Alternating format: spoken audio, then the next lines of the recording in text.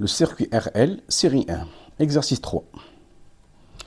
Identification des courbes UR et UPN. Alors d'après le graphe, la courbe C1 commence par 12 et est décroissante. La courbe C2 commence par 0 et croissante. À l'instant t égale à 0, la bobine se pose à l'établissement du courant. Donc I de 0 égale à 0. Et on a UR égale à R fois I.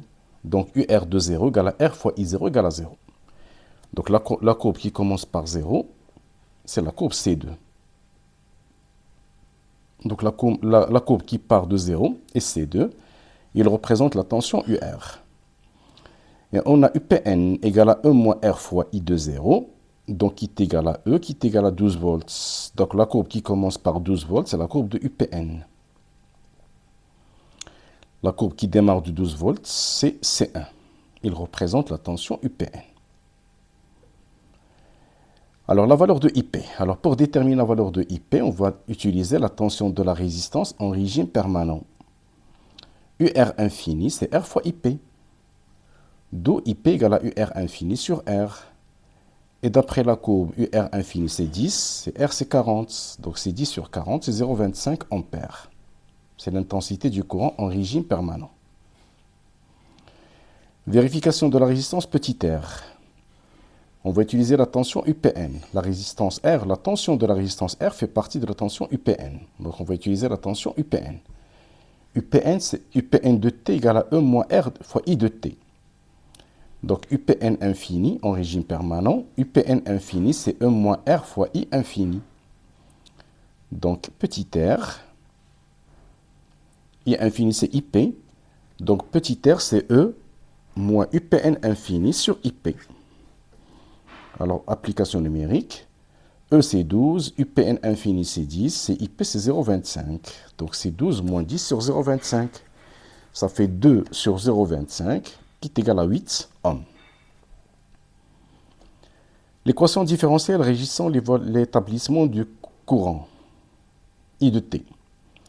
On va appliquer la loi d'additivité des tensions. Dans le circuit fermé, UR plus UL plus UR égale à E. Et on va remplacer les trois tensions en fonction de I.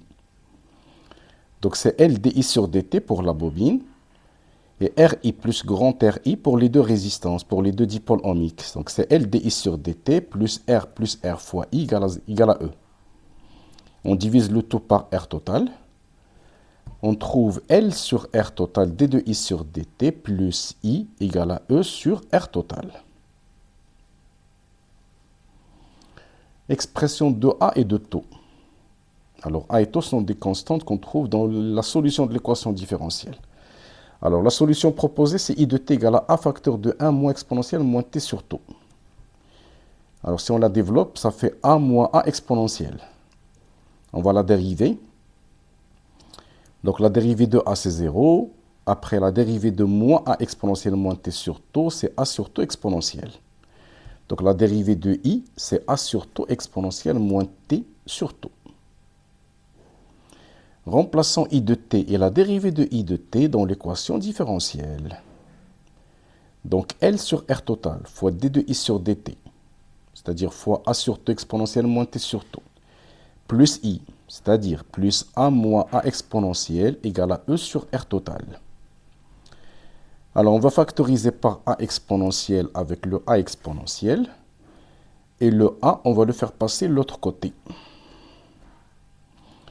Donc, A exponentielle moins t sur taux, facteur de L sur R plus R fois taux moins 1, égale à E sur R total moins A. Et pour que cette équation soit vérifiée, quel que soit t, à chaque instant t, il faut que ces deux termes soient égaux à 0. Les deux coefficients égaux à 0. Parce que ce terme-là est différent de 0. Ce qui donne L sur R plus R fois taux moins 1 égale à 0. Et E sur R plus R moins A égale à 0.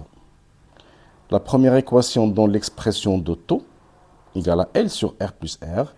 La deuxième équation donne l'expression de A. C'est E sur R plus R. Et c'est IP. Donc taux c'est L sur R total. Et A c'est E sur R total. Question 6, la valeur de la constante du temps tau, qu'on va déterminer graphiquement. C'est l'instant d'intersection de la tangente initiale avec la branche infinie. Donc, tau, c'est 3 millisecondes. D'après le graphe de la figure 2, la tangente à l'origine de temps t égale à 0 de la courbe C2 coupe l'asymptote horizontale UR égale à 10 volts à l'abscisse t égale à tau. Donc, d'après le graphe, c'est 3 millisecondes, c'est 3 10 moins 3 secondes. Et à partir de tau, on peut déterminer L. La valeur de L, question 7. Tau, c'est L sur R total. Donc, L, c'est tau fois R total. Donc, c'est 3 millisecondes fois 40 plus 8. Ça fait 48 fois 3, 10 moins 3, ce qui donne 0,144 Henri. C'est l'inductance L de la bobine. L'énergie emmagasinée à l'instant T égale à tau sur 2. Alors, on va donner l'expression de l'énergie magnétique emmagasinée. Dans la bobine, c'est 1 demi LI carré. Donc, pour calculer l'énergie à l'instant tau sur 2, on va calculer tout d'abord I de T à l'instant tau sur 2. Alors, calculons l'intensité du courant à l'instant tau sur 2.